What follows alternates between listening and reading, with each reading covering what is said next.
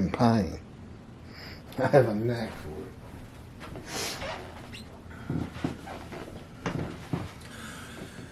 it. Chapter 21, part 6. Now in the book, it's just chapter 21. It is broken down into 3 or 4 different parcels, but it doesn't say part 1, part 2, part 3.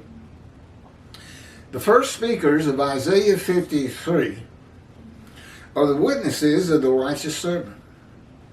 In the quoted multiple verses 1 through 6, the quote begins at verse 1 and concludes at the end of verse 6. The many who are made righteous by God's righteous servant, Moshiach. Now God was the speaker of Isaiah 52, 13 through 15, which is the beginning of, as I call it, Isaiah 50, chapter 53 proper. Verse 1, who would have believed our report? And to whom was the arm of the Lord revealed? Rashi, and that's Rashi's Bible verse. Who would have believed our report? Midrash. Commentary by Rashi. So will the nations say to one another, were we to hear from others what we see, it would be unbelievable. And that's what you should be saying about what I'm presenting you.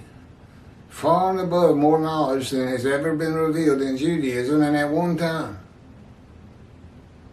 Not over 2,000 years, or however long it's been.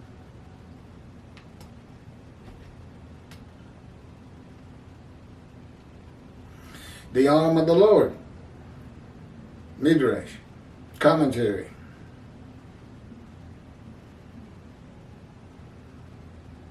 Like this, with greatness and glory, to whom was it revealed until now?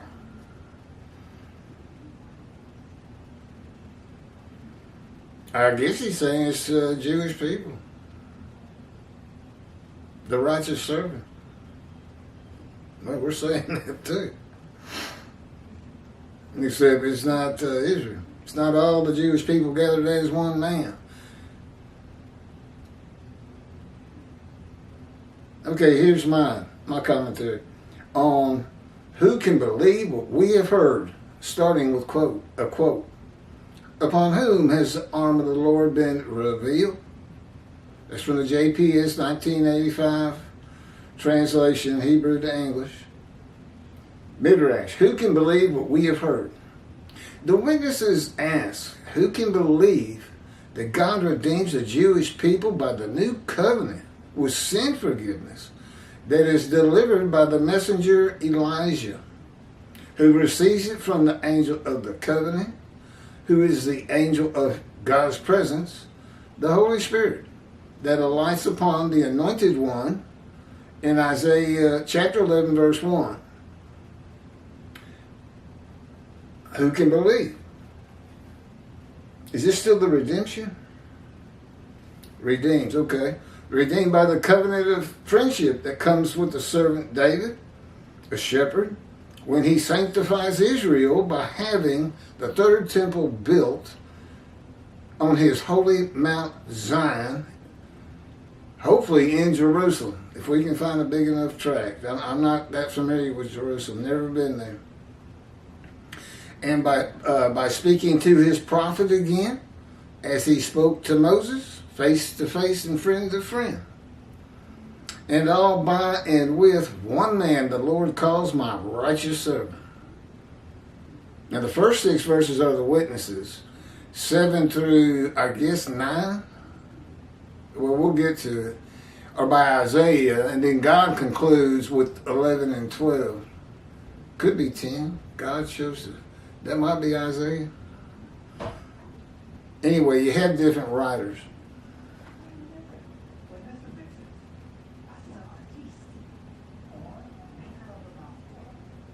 When he sanctifies Israel, and friend to friend, and all by and with one man the Lord calls my righteous servant. Rambam says in chapter 12 of the laws concerning King Moshiach, which do not exist, except in his mission of Torah. It's not in the Hebrew Bible. He just made it up. That's what he thought it would be like. That Moshiach will compel all of Israel to walk in the way of the Torah. Huh. Last summer he said that 30% of Israeli Jews were observant. 30%. Now how am I going to tackle those other 70? I mean, I guess he's thinking Moshiach's going to do it. That's what he says. Moshiach will compel. Wow. Really? And they believe this. Your rabbis, they read this, they just eat it right up. Oh, yeah. Rambam knows everything. He shall perfect the entire world. I don't even know what that means. I guess it's make everybody stop fighting and sinning. How am I going to do that? You got to understand, I was an atheist for 50 years, and God orchestrated that. He was with me at birth. He didn't speak to me until I was 50. And it's primarily to make my life miserable and to suffer injuries. and suffer cancer. He chose to crush the righteous servant with disease. And it exposes him to death in verse 12.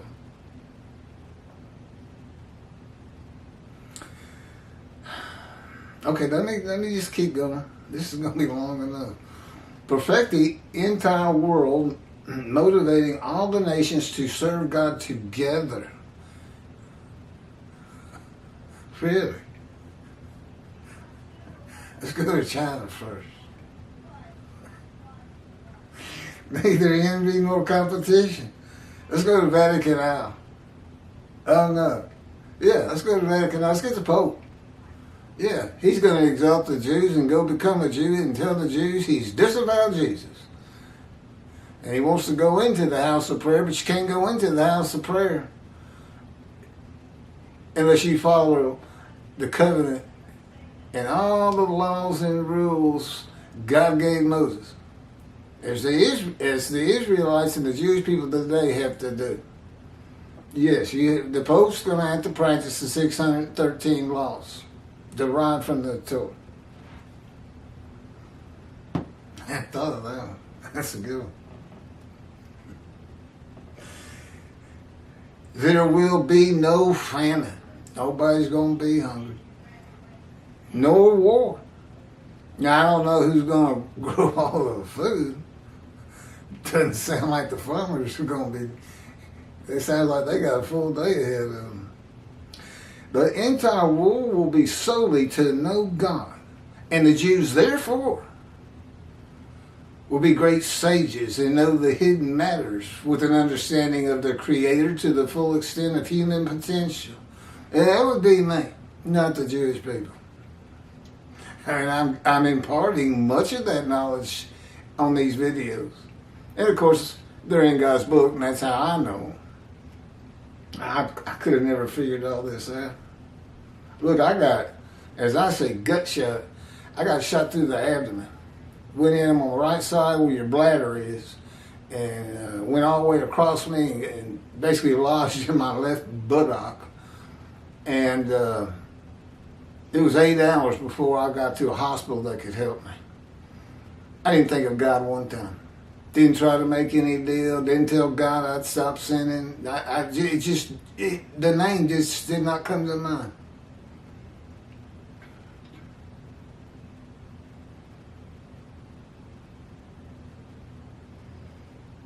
And his sanctuary,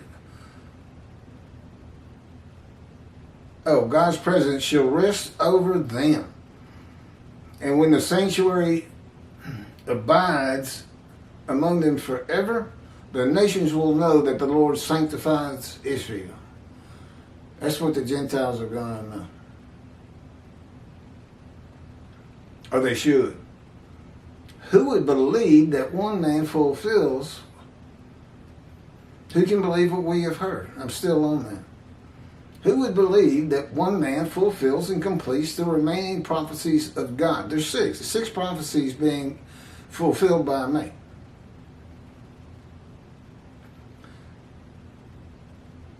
In the day of the Lord. The remaining prophecy to be fulfilled is the delivery of two specific covenants and the arrival of God's righteous servant Moshiach, who makes the many righteous. Of course, the anointed one, a shepherd, God calls my servant David. Elijah, who was taken to heaven and returns and recounsels the members of the Jewish families one to the other through Judaism and righteousness.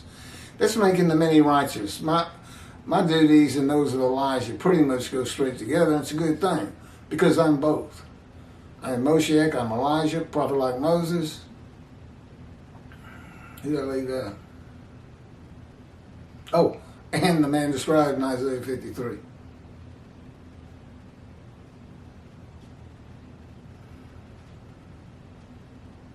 And the prophet like Moses, who wrote the Torah at the command and direction of God.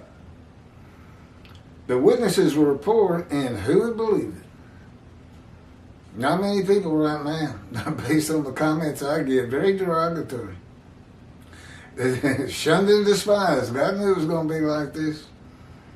Shunned and despised and held on no account. That's in Isaiah 53.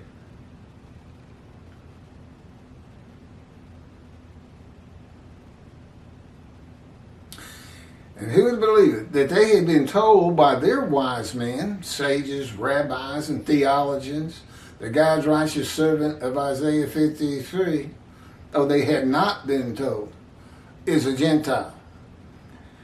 It's possible some have, but I've never seen it in the beginning. Isaiah 63 says God comes from Adam, that is interpreted in Judaism to be Christianity or Gentile, the nations. And means he is coming from a Christian country. And of the people, Jewish people, none are with him. He comes with a Gentile. His righteous servant, Moshiach, the prophet like Moses. It's got to have a visible representation. I mean, basically, he's throughout the earth at all times. But you don't know where he is specifically, his presence, his mind, unless he's got a man. A guy. I mean, it could be a woman, but that's not how it's shaping out.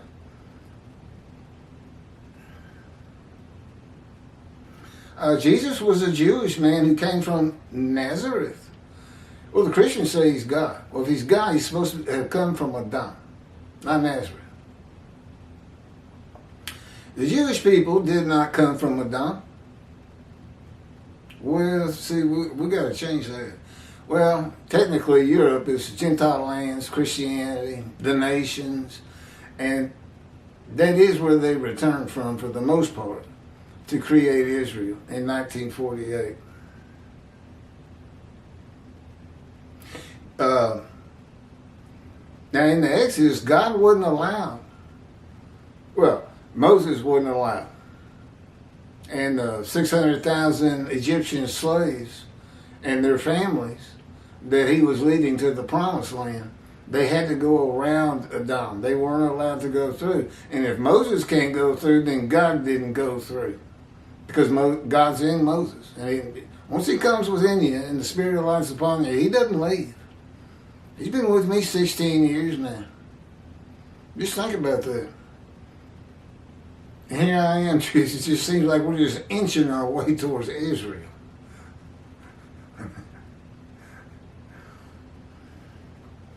But I have total faith and devotion in this day of the Lord and what he's going to get done. And that's how 63 starts, Isaiah 63. Who is this coming from? Adam, and from their great city, Basra. The witnesses report that they had never heard that the captain of the Lord's host is a Gentile and a harbinger of God's righteous servant who is a Gentile and who becomes a host of the Lord's host, the man of divine beings, when God's Spirit alights upon him in Isaiah chapter 11, verse 1. The witnesses had never heard that the divine beings are the Holy Spirit, who is the angel. Again, who can believe what we have heard? They couldn't believe it themselves. There might be many of them right now watching these videos, thinking, I'm going to get back to synagogue, and I can't wait till the covenant of sin forgiveness goes into effect. Yeah, and be sure to go to Yom Kippur. You're only forgiven of the sins you've done today, or when this book's published. That's when it is effective. But God pretty much sees the Jewish people sin-free right now. It's just in a friendly mood. But we have to get it marketed. That was the problem with Zechariah chapter 1 that Rashi could not figure out. And he said, we have to wait for the teacher of righteousness to explain this to us, the truth of it. And I have. I have in the book and on video.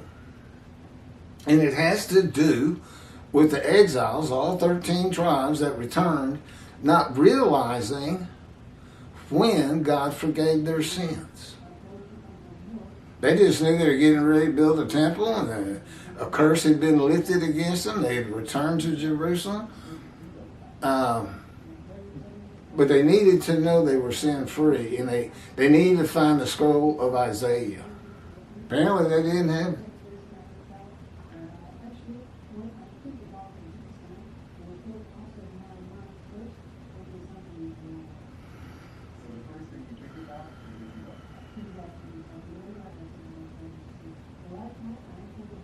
The TV's on again. Yeah, I'll take a break.